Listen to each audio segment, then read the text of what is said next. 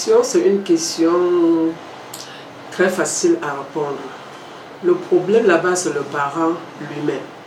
Parce que si le parent, dès son vivant, il n'a pas dit à chaque enfant que dès que je ne suis pas vivant, voilà ce que tu vas avoir, voilà ce que tu vas avoir. Ce n'est pas qu'après la mort qu'il n'y aura pas le désordre. Ça veut dire que le papa lui-même, quand il vivait, il était un peu désordonné. Le bien de papa ne doit pas être que ça attend que les enfants, que le papa meure avant que les enfants se disputent. Le meilleur héritage que chaque parent peut donner à son enfant, c'est de donner quand il est vivant. Après la mort, là, il n'y a rien. Et si le parent met dans sa tête que c'est quand je vais mourir que vous allez partager les biens, le parent, toi, mais tu ne sais quand tu vas mourir. Donc si tu as quelque chose, ou un conseil, ou un capital, ou quelque chose à donner à ton enfant, donne-lui quand tu es encore vivant. Je profite pour dire aux enfants eux-mêmes que ce que vous pouvez profiter de vos parents, que ce soit ta mère ou ton père, c'est lorsqu'il est vivant. Je n'ai pas dit d'aller voler l'argent de votre père ou voler l'argent de votre mère. C'est de montrer un bon projet. Le projet que maman ou papa, je veux faire telle chose. Je veux faire tel business.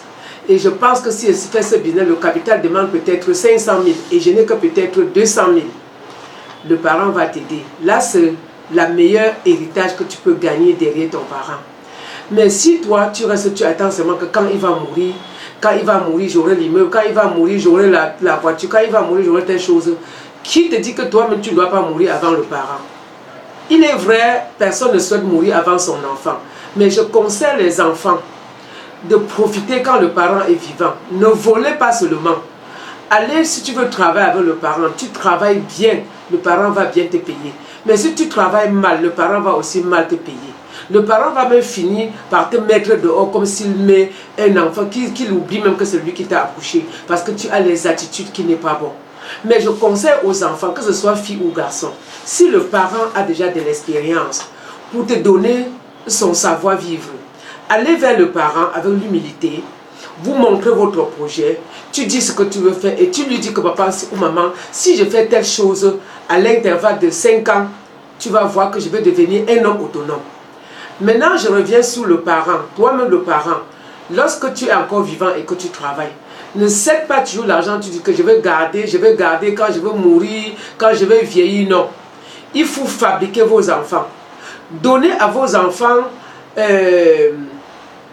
les opportunités quand vous êtes vivant. Quand tu es en activité, montre-lui comment on cherche l'argent quand tu es vivant, quand tu es en activité. N'attends pas, tu dis que quand tu vas vieillir, avant que tu vas lui céder la boutique. Si tu vieillis et tu lui donnes les biens là, il ne peut même pas savoir gérer.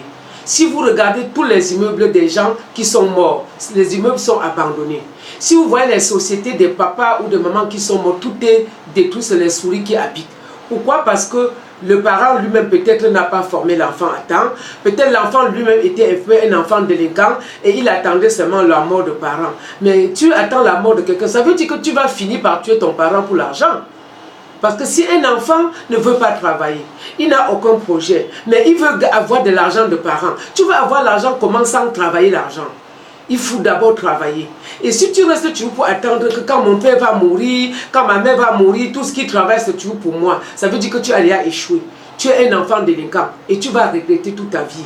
Pourquoi? Parce que quand tu dis que quand il va mourir, je vais, ça veut dire que tu es prêt à le tuer.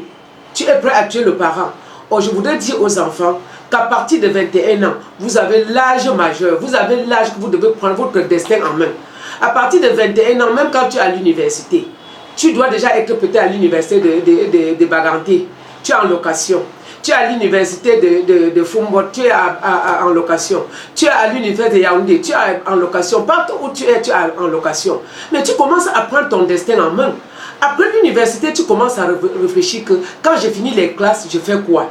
Je peux vendre le bonbon sur le réseau, je peux vendre les mets sur le réseau. Tu apprends avant que ça te dépasse. Tu apprends même aussi comment entrer dans le Facebook, le YouTube, dans tout ce monde-là, pour apprendre aussi à faire le commerce. Parce que si tu restes toujours à attendre que mon père a déjà l'argent, ma mère a déjà l'argent, tu vas échouer. Parce qu'il y a même des parents qui sont malades. qu'en mourant, il se soigne avec son argent jusqu'à sa fin. C'est-à-dire se soigner seulement. Alors que si toi, tu avais monté un bon projet, tu devais montrer le projet et il devait financer ton projet. Quand ton projet va commencer à marcher, il va qu'à ajouter ton capital parce qu'il voit que tu t'en sors déjà. Mais si toi, tu travailles, tu ne t'en sors pas. Tous les jours, tu pleures, tu ne t'en sors pas. Le parent ne veut pas ajouter. Le parent lui-même aime l'enfant qui dit que maman, je m'en sors déjà. Si on ajoutait un peu comme ça, au lieu de gagner 100 000 par mois, j'aurais 200 000. Mais si tu es toujours en train de dire aux parents que je ne gagne rien, je n'ai rien, je ne fais rien, je ne gagne rien, tu veux toujours retourner dans la maison familiale et rester enfant. Sachez que même si vous êtes dans la maison familiale, jusqu'à 40 ans, tu es enfant. Tu dois laver la voiture. Tu dois aussi aller à la cuisine. Tu dois préparer. Il n'y a pas question de garçon. Quand tu as 40 ans dans la maison familiale, tu restes bébé. Et si maman te dit ne rentre pas tard, ne dis pas que tu as l'âge majeur. Tu as menti. Dans la maison de quel parent? Sauf si le parent là a un peu échoué. Donc voici un peu ce que je voudrais vous parler. J'espère que vous avez bien écouté. Et pour cette question, je l'ai bien répondu. Merci.